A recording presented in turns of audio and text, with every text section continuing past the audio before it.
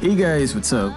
So we're here for Maddie, the Matador, the CEO of an investment firm obsessed with hoarding real estate and gold. Maddie is Ginny's mother and the only person that Ginny and Taurell fear. She's the type of person who always solves everything with violence.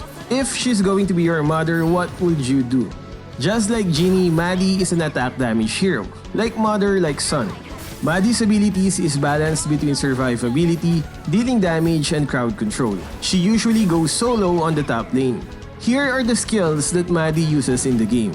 First is your passive skill, Keep Smiling. Whenever you get damage, there's a 50% chance to increase your defense by 20% for 2 seconds. This has a 6-second cooldown. Having this type of passive skill lets you benefit more on defense items.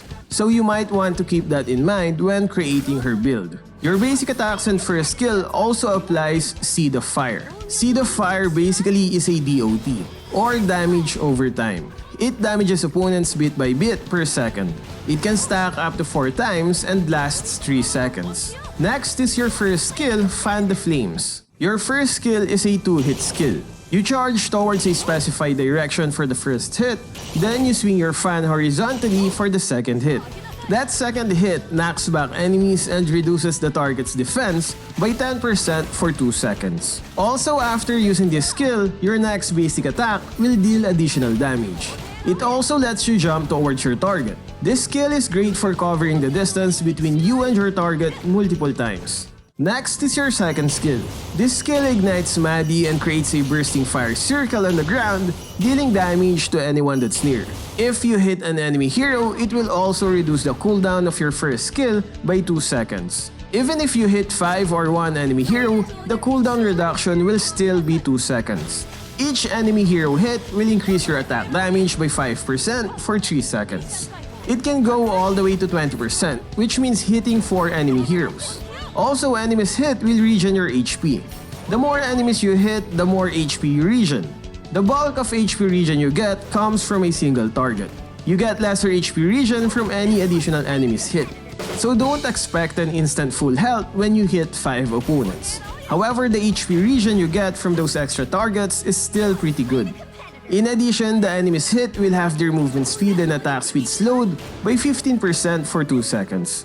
Last one is her ultimate. This skill has 2 stages. Casting the skill the first time lets you enter open fire for 6 seconds. It's basically a Super Saiyan mode.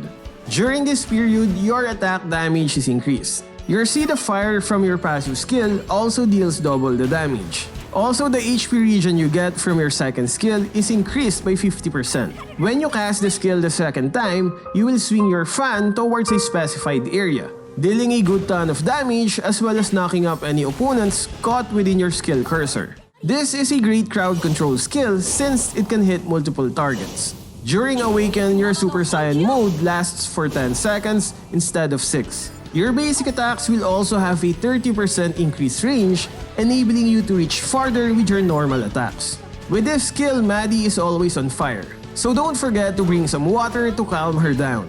Anyway, I think we've pretty much covered all of the basics of her skills. So what do you think of Maddie? Would you use her?